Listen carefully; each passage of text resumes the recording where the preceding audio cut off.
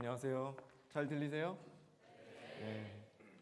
20년 넘게 서울에서만 살다가 서울 촌놈으로 이렇게 좋은 자리에 초청해 주셔서 머나먼 남쪽 나라로 내려왔습니다.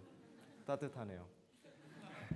네, 서울에서 집토스라는 부동산을 운영하고 있는 이재윤이라고 합니다. 반갑습니다. 네, 여러분 솔직히 제가 부동산 가면 있을 것 같은 사람처럼 안 보이죠? 아니었으면 좋겠어요. 네, 여러분이 생각하는 부동산은 머리 약간 벗겨지신 아저씨 두 분이서 이렇게 여유롭게 장기를 두고 있는 모습이 먼저 떠오를 거예요. 네, 이런 모습과는 다르게 저희는 대학생들이 모여서 학교 근처에서 부동산을 운영하고 있습니다. 대체로 자취방을 중개를 해주고 있는데요. 기존에 있는 다른 부동산이랑은 조금 다르게 저희는 방을 구하는 사람한테는 복비를 받지 않고 무료로 서비스를 하고 있습니다. 일반적으로 방을 구하는 사람이랑 그 다음에 방을 놓는 집주인한테서 양쪽 모두에게서 계약할 때마다 한 15에서 20, 30만 원 넘게까지 복비를 받는 게 일반적인데요. 저희는 한쪽을 포기한 거죠. 네, 오늘 주제가 꼬리 몸통을 흔들다입니다. 근데 저는 이 섭외를 받고 좀 사실 의아했어요. 왜냐면은 이 사회 전체를 이 몸통이라고 보고 그중 가장 아주 작은 부분을 꼬리라고 했을 때 저는 꼬리는 맞아요. 네, 작기도 작고요. 그렇죠? 근데 몸통을 흔들다니 저는 흔든 적이 없어요. 제가 생각할 때는 세상이 그렇게 쉽지 않더라고요. 아직 미동도 없습니다. 그래서 만약에 제가 정말로 몸통을 흔들었다면은 여러분 앞에서 이렇게 폼 잡고 이렇게 살아라 정답을 이야기해 줄 수 있겠지만 그렇게 못해요. 하지만 저도 여러분과 같은 학생으로서 제가 바라본 이 세상에 대한 이야기 가볍게 해보고자 합니다. 요즘 스타트업, 창업을 하겠다는 사람이 많은데요. 저도 그 중에 한 명입니다. 제가 왜 창업에 대해서 이렇게 관심을 갖게 되었나 생각을 해보면 옛날에 대학교 1학년 때일 거예요. 제가 전공이 지구과학이거든요. 자연과학. 근데 일찌감치 저는 나는 과학으로 먹고 살 머리가 아니구나라고 판단을 했던 것 같아요. 대학교에 이제 입학을 하면은 술자리를 가잖아요. 그렇죠? 다들 술자리 가시죠? 근데 친구들이 이렇게 대화를 하더라고요. 야, 겨울에 술 먹으면 더 빨리 취해. 밀도가 높잖아. 야, 그 막걸리 이렇게 흔들고 꾹꾹 눌러야 돼. 라울의 법칙 알지? 기체의 용해도는 압력에 따라 비례하게 증가해. 그 친구들은 삶 자체가 과학이었어요. 네. 그래서 나는 아니구나. 세상적으로 다른 사람이구나. 여기도 제가 알기로는 이과 분들이 많으시죠? 예, 몇몇 있을 거예요. 다른 사람들이 존재해요. 그래서 나는 아니구나라고 깨달았던 것 같습니다. 그리고 또 하나는 세상이 정말 넓다고 깨달았기 때문이에요. 우리 20년 넘게 지구상에서 진짜 조그만 한반도에 같이 살아왔어요. 그렇죠? 근데 오늘 처음 봤습니다. 그리고 앞으로 살면서 또 볼 날이 있을지 모르겠어요. 이처럼 세상은 정말 넓고 사람은 진짜 많습니다. 이 넓은 세상 앞에서 많은 사람들 앞에서 내가 만든 무엇인가를 내놓고 싶었어요. 많은 사람한테 알려지겠죠? 심리학에서는 이런 사람들을 관심종자라고 하더라고요. 네, 관종인 것 같아요. 그래서 이런 어린 생각으로 창업에 대해서 이렇게 알아가기 시작했어요. 대학교 1학년 때 학교 창업 동아리에 들어갔고 그 과정에서 하나 안 게 있는데 창업은 이렇게 뭘 만들려고 아니면은 관심을 받으려고 시작하는 게 아니라는 거였어요. 창업은 문제를 해결하는 과정이라는 걸 알게 됐어요. 여러분 살면서 오늘도 있을 거예요. 짜증나는 일 있죠? 마음에 안 들거나 고치고 싶은 것들. 대부분의 사람들이 그냥 짜증 한번 내고 지나가지만 창업가들은 그런 문제를 아주 섹시한 솔루션으로 해결하는 사람이었던 겁니다. 제가 볼 때는 세상에 두 부류의 사람이 있어요. 하나는 아무것도 안 하고 가만히 있으면 진짜 행복해서 미치겠는 사람. 그리고 또 하나는 아무것도 안 하고 가만히 있으면 뭐라도 해야 될 것 같아서 미치겠는 사람. 저는 후자에 가까운 사람이에요. 그래서 군대에 입대하고도 이 군생활 2년을 어떻게 보내야 될까? 허투루 보내면 안 되겠다라는 생각이 되게 강했어요. 그래서 일병을 이제 달고 외박을 오랜만에 나와가지고 동네를 이렇게 거닐다가 맥주 창고를 발견한 거예요. 세계 맥주 파는 술집 알죠? 이렇게 생긴 맥주 창고. 그래서 군인, 머리 빡빡한 군인이 오랜만에 술 좀 먹겠다고 혼자서 맥주 창고에 들어갔어요. 그래서 혼자 한 병을 마셔야겠다, 혼술을 이렇게 하고 있었어요. 홀짝홀짝 마시고 있었는데 제가 좀 불쌍해 보였나 봐. 그래서 누가 말을 걸더라고. 혼자 왔어요? 그래가지고 예, 혼자 왔습니다 하고 있는데 얘기를 좀 하게 됐는데 사장님이었던 거예요. 술집 사장님. 근데 되게 특이했어요. 그분은 28살이었어요. 얘기를 들어보니까 25살부터 부동산을 했대요. 그래서 3년 동안 번 돈으로 그 술집을 직접 차린 거예요. 자기가 다니는 학교 옆에. 쓰리잡을 하는 거예요. 낮에는 학교 다니고 부동산 일도 하고 밤에는 술집을 운영하는. 너무 멋있는 거예요. 와, 대박이다. 딱 이거다라는 느낌이 딱 들었어요. 그래서 그 다음날 복귀하는데 공인중개사 책을 사들고 들어가기 시작합니다. 네, 그렇게 자연스럽게 저는 사자 직업을 갖게 됐어요. 네, 제가 대한민국 4대 직업 있죠? 의사, 변호사, 검사, 공인중개사. 네. 근데 그 당시에는 이거를 진짜로 부동산을 차릴 용기는 없었어요. 그냥 따두면 나쁘지 않겠지라는 생각이었어요.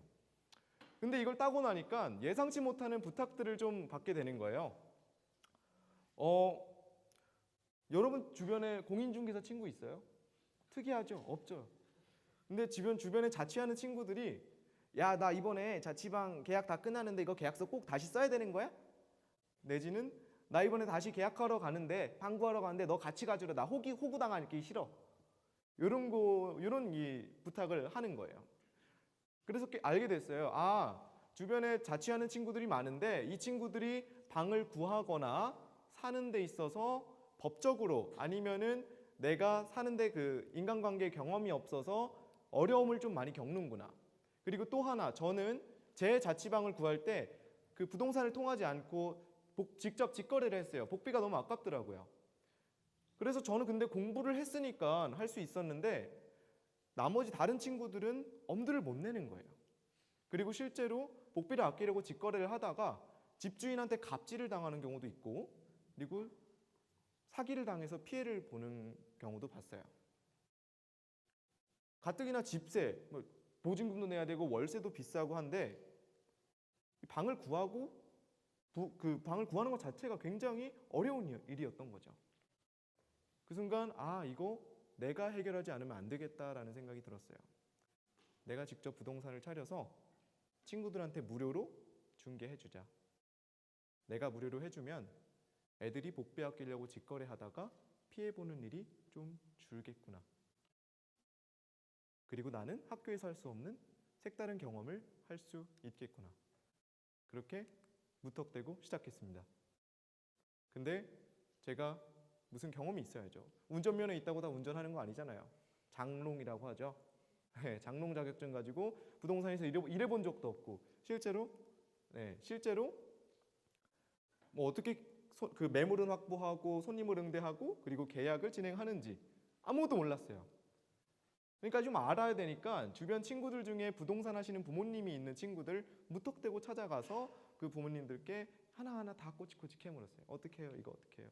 그렇게 실물을 억지로 막 빠르게 익히고 또 부동산 사무실을 구해서 부동산을 차렸습니다. 근데 방을 구해주려면 어떻게 해야 돼요? 내가 가진 매물이 있어야죠. 매물이 있으려면 어떻게 해야 돼요? 임대인들 연락처가 있어야죠. 집주인들. 아무것도 맨 땅에 헤딩을 한 거죠. 그래서 동네를 샅샅이 뒤지면서 길거리 보면 이런 게 있어요. 임대라고 써 있는 게 있어요. 그런 전화번호 다 적었어요. 다 적고 친구들 자취하는 친구들한테 야, 너네 집주인 번호 좀 알려줘. 나 이거 좀 부탁 좀 하자. 뭐 이렇게 주스 좀 주면서 이렇게 연락처를 캐내고 별의별 방법을 다 써가지고 연락처를 다 수집했어요. 그리고 다 전화를 건 거죠. 학생들 방구해 주려고 저희가 직접 차렸다. 한 번만 만나달라. 물론 환영해 주시는 분들도 계셨지만 거절하는 경우가 되게 많았어요. 여러분도 그렇잖아요. 띠리링 전화가 와서 다 받으니까 안녕하세요 고객님 뭐 이런 거. 그러면 생판 모르는 사람들 날 도와주려고 하는 건데 날 도와주려고 그렇게 전화를 걸었는데 생각보다 그렇게 달갑게 받진 않잖아요. 근데 많이 그렇더라고요. 그래도 계속 이렇게 삼고 처리하기도 하고 해서 하나하나 매물을 확보하고 이제 친구들한테 중개를 해주기 시작했습니다. 중개업 진짜 어렵더라고요. 사람을 직접 상대하는 일이잖아요. 손님 상대해야지, 집주인 상대해야지, 완전히 그 중간에서 엄청 고달픈 일이란 걸 알게 됐어요. 스트레스도 되게 많이 받았는데 그래도 뿌듯한 경험은 있더라고요. 저희가 외국인 친구들을 되게 많이 도와줬어요. 학교에 유학 오거나 교환학생을 오는 친구들. 근데 한 기억에 남는 경우가 하나 있는데 이란 학생이었어요. 이란에서 서울대로 유학을 온 학생인데 기숙사에 붙은 줄 알고 온 거야. 근데 전산오류로 떨어졌던 거지. 그래서 막상 왔는데 갈 곳이 없는 거예요. 돈도 없어요. 돈도 부자도 아니야. 돈도 없어요. 그래서 당장 그날 밤을 모텔에서 지내고 그 다음날 저희 사무실에 온 거예요. 나 오늘 모텔 갈 돈도 없다. 나 월세 최대 30만 원까지다. 그래서 바로 오늘 지금 들어가야 된다. 아니면 갈 곳이 없어요. 그런데 그 학생이 혼자가 아니에요. 남편이랑 갓난 애기도 있어요. 3명이서 같이 30만 원으로 지낼 곳이 필요한 거예요. 사실 그런 거 진짜 없거든요.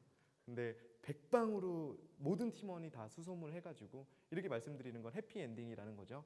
네. 결국 운 좋게 주인분한테 잘 말씀드려서 방을 구했습니다. 그래서 그 학생이 집을 구할 수 있었어요. 이런 경우를 봤을 때 이거는 정말로 이 학생이 월세를 30만 원밖에 못 내는데 어떻게 복비를 부담할 수 있겠어요? 이거야말로 우리밖에 못하는 거겠구나 해서 어려운 일이지만 가끔가다 이렇게 또 뿌듯함을 느끼고 있었습니다. 그런데 또 운이 좋게 제가 볼 때는 저희가 하는 일이 특이한 일이 아니었거든요. 근데 그 신문 기자님이 저희한테 먼저 연락을 주셔서 갑자기 이렇게 기사가 나가게 됐어요. 그래서 빵 터졌죠. 이 자리에도 올 수 있게 됐고요. 그리고 손님분들도 많이 오셔서 짧은 기간 한 2달 정도 안에 저희는 100명이 넘는 분들이 저희를 통해서 살 곳을 찾았습니다. 요즘 한국은 헬조선이라고 불립니다. 그렇죠? 네, 그처럼 우리 젊은 세대가 이 감당해야 할 이 삶의 짐은 엄청나게 상상 이상입니다. 우리 열심히 공부해서 대학에 왔어요. 대학 4년 동안 열심히 공부했는데 취업이 안 돼. 나를 아무도 원하는 곳이 없어요. 학자금 대출이 쌓인 채로 사회에 나가고 금수저 흙수저라는 말처럼 부는 대물림 되고 있어요. 그리고 나는 정작 내가 뭘 잘하는지 뭘 좋아하는지 확신도 서지 않아요. 제가 그랬거든요. 부동산을 시작하기 전에 한동안 고민을 많이 했습니다. 이거 해야 돼 말아야 돼? 그러면서 판단하기를 그래 하자. 왜냐하면 이 세상에서 나를 멘붕에 빠뜨리는, 여러분을 멘붕에 빠뜨리는 것은 바로 학교에 대한 맹신이라고 판단했기 때문이에요. 학교에서 배우지 말고 학교 밖에서 배워야 한다고 생각을 했어요. 생각해보면 20년 전, 예전이랑 세상이 정말 많이 변했어요. 그때는 학교에서 배운 것들을 곧바로 세상에서 써먹을 수가 있었거든요. 우리 어머니 상고 나오셔서 바로 은행 가서 그 배운 걸 써먹었어요. 그리고 아버지 이렇게 다 부모님들 보시면은 대학 전공한 거로 바로 거기에 맞는 일을 찾을 수 있었어요. 지금은 어때요? 그렇지 않아요. 가장 중요한 거는 20년 전에는 세상이 지금이랑 엄청 달랐는데 그때 교육이랑 지금 교육이랑 배우는 게 똑같다는 거예요. 학교에서. 공부만 열심히 하면, 학교에서 공부만 열심히 하면 좋은 인재가 될 줄 알았어요. 하지만 아니더라고요. 저희 어머니가 고등학교 때 저한테 하셨던 말씀이 떠오르더라고요. 서울대 가면 여자가 줄을 쓴다고. 아니더라고요. 그땐 그랬나 봐요. 지금은 아니에요. 배운 것을 써먹지 못하는 세상이 되고 있어요. 저도 작은 움직임에서 시작해서 지금도 하나하나 배워가고 있습니다. 제가 이렇게 성공 가도를 달리고 있는 사람이 아니에요. 그렇기 때문에 여러분 앞에서 이렇게 살아라라는 정답을 제시해 드리진 못해요. 하지만 제가 오늘 이 자리를 빌어서 하고 싶은 말이 있다면, 여기에 작은 생각을 갖고 계신 분들이 있다면 조금만 더 용기를 내서 움직여 보라고 말씀드리고 싶어요. 작은 변화가 또 다른 변화를 가져오고 그것은 더 큰 움직임으로 이어질 거라고 확신합니다. 여러분, 우리 두려워하지 말고 움직입시다. 고맙습니다.